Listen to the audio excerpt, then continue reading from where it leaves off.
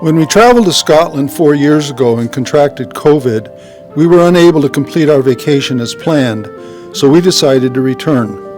We arrived in Glasgow and wasted no time getting reacquainted with the city. Our first stop was the People's Palace, a museum which first opened in 1898. Although currently closed for refurbishment, we were able to visit the nearby Dalton's Fountain, the largest terracotta fountain in the world, built in 1888 to commemorate the achievements of Queen Victoria of England. Then it was on to the Glasgow Cathedral, the oldest building in Glasgow, the construction of which began in 1136. We crossed over an old stone bridge to reach the necropolis, a Victorian-era cemetery situated on a prominent hill. It opened in 1833 and contains over 3,500 elaborate tombs and mausoleums. The next day found us in the small but quaint village of Alloway, the birthplace of Scotland's national bard, Robert Burns.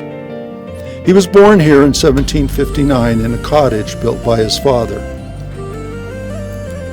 We got a docent-led tour of the cottage by an appropriately dressed Scotsman who painted a picture of what life was like here at the time for young Robert.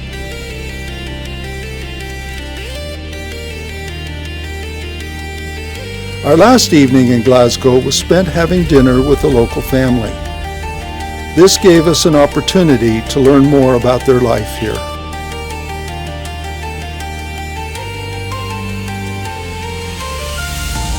The next morning, we climbed aboard our bus for a drive to Oban, soaking up the stunning scenery along the way.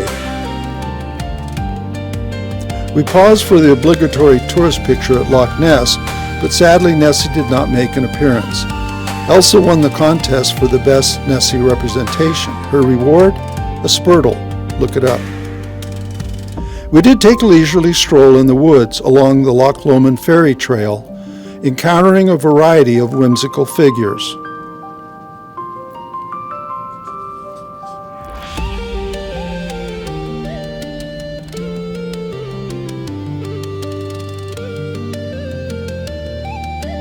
Before reaching Oban, we stopped long enough for a toast, drinking Scotch whiskey, of course. Fortified the next morning with a Scottish breakfast, which included haggis and black pudding, we took a ferry to the island of Mull, a bus ride to the other side, and then another ferry to Iona.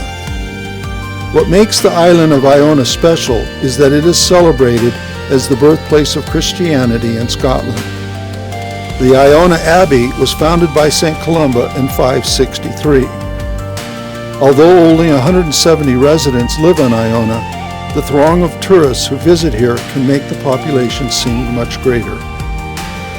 To learn more about the term regenerative farming, we visited a croft where the use of chemicals has ceased, as the tenant farmers intend to return the land to the condition it was in before chemicals became so widespread on farms.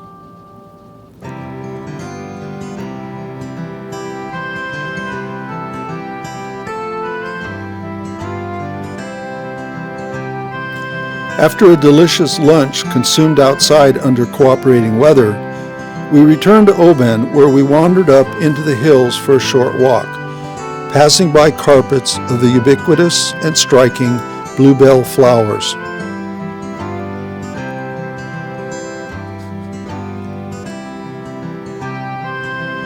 Our guide Dominic couldn't resist posing for a uniquely Dominic photo. The next day found us heading towards Inverness, and along the way we stopped to visit the medieval Urquhart Castle ruins along the shores of Loch Ness in the Highlands. It is one of the most visited castles in Scotland.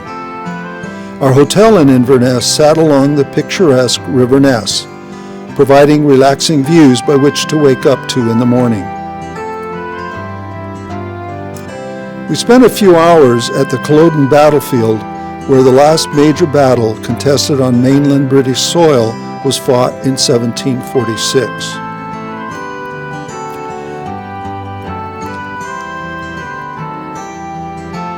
Leaving Inverness, we stopped at the town of Dunkeld, where we walked along the River Tay, the longest river in Scotland. We passed by the Burnham Oak, which has a circumference of 24 feet and is about 600 years old. Scone Palace, which is privately owned, is where for centuries the kings of Scotland were crowned. We were able to tour inside the palace, but pictures were not allowed.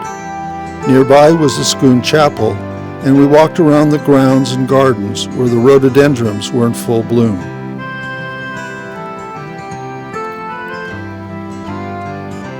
For the golfers in the group, the next destination was just this side of heaven, a visit to St. Andrews and its famous golf course. We satisfied the urge to golf here by playing 9 holes on the ladies' putting green, otherwise known as the Himalayas, the oldest putting green in the world.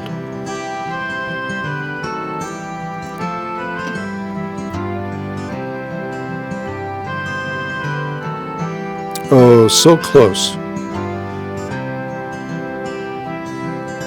Jana's putt missed here, but she was the top finisher out of the 16 of us. Later we braved the gusty winds to see a bit of the town. The University of St. Andrews is the 3rd oldest university in the English-speaking world. But perhaps even more famous is the little cafe where Will and Kate met for coffee, and where we also had to have coffee and a scone to say we'd been there. On the drive back to Dundee, we stopped at a strawberry stand to get what we all agreed were the best strawberries ever. Back at the hotel, we were in store for a special treat, a musician and dance champion who gave us a private concert.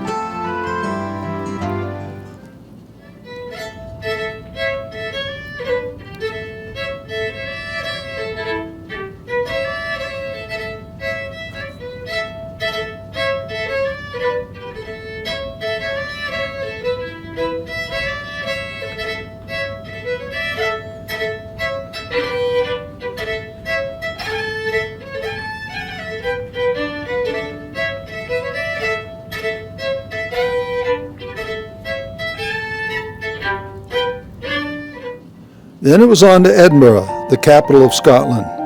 Along the way, we stopped at the Thesis Estate, where Stevie awaited us in full bagpiper regalia.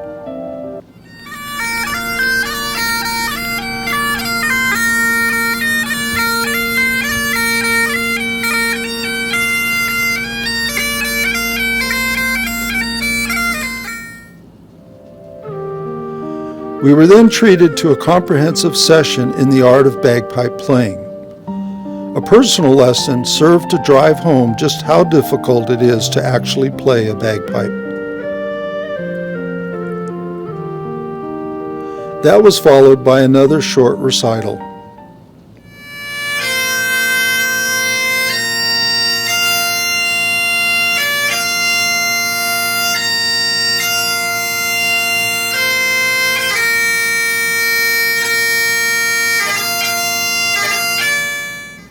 Not all the pictures we took with the bagpiper were the standard pose, as Ellen demonstrates. Afterwards, we took a short walk down to the pond on the estate where Preston demonstrated his fly casting prowess. The next morning in Edinburgh, we embarked on an orientation walk, pausing long enough for a group photo at the 1872 Ross Fountain, overlooked by Edinburgh Castle. The statue of Greyfriars Bobby pays homage to a Skye Terrier who spent 14 years guarding the grave of his owner. We already had tickets to enter the castle, which is the most visited landmark in Scotland. That was a good thing since it was sold out. Inside, we timed it perfectly to watch the changing of the guard in front of the Scottish National War Memorial.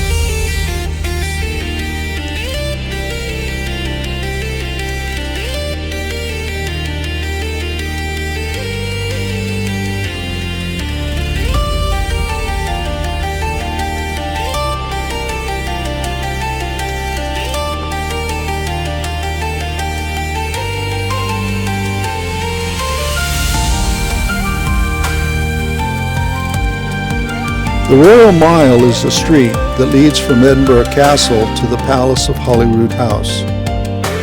The street is the vibrant, historic heart of the old town, and the multitude of tourists and locals attest to its importance.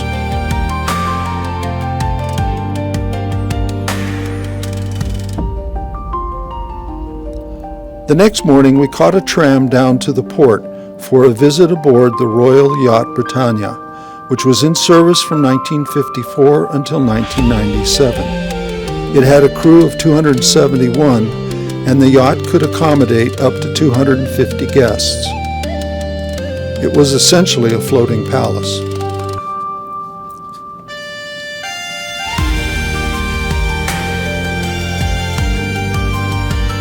Eight members of our group boarded a plane the following morning for a short flight to the Shetland Islands at the northern tip of Scotland for a 4-day extension to our Scottish sojourn. As you might guess, it was colder and a lot windier on the island.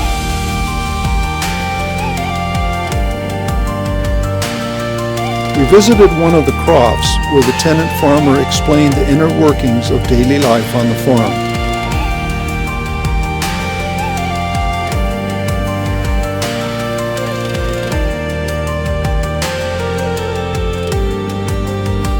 Before leaving, we got a brief tour of the surrounding countryside. So if we were going to visit the sheep, we must also include the Shetland ponies. The Shetland pony is a hardy breed, strong with a dense coat, able to survive in the harsh Shetland environment. The ponies are also small of stature. A quintet of Shetland sheepdogs just begged for attention, so we obliged them with a little affection.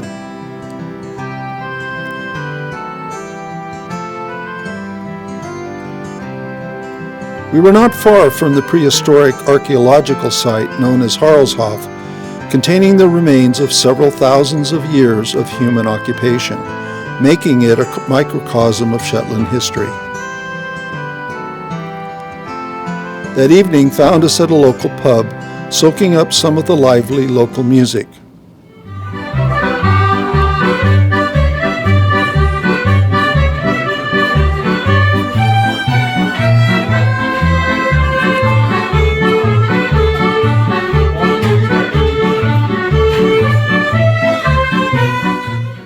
We had the place to ourselves for a while, but then the villagers began arriving for a night out.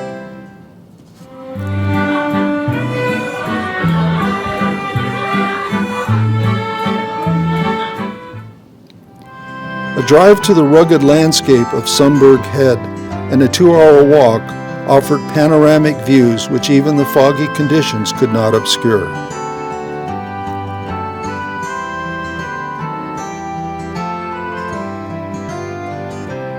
The promise of a puffin sighting never materialized, despite our guide's raised tattoo and custom socks. Our consolation was this tasty treat. Did I say tasty? One of the more interesting traditions on the Shetlands is the annual Up Helia Festival, which marks the end of the Yule season. Participants dress up in Viking ceremonial attire, much like these members of our group and our guide, Ray. We celebrated our last night in the Shetlands with a hearty meal of fish and chips, flushed down by some iron brew, Scotland's second most popular beverage. Before catching our flight home from Edinburgh, let's look at a few other photos from the trip.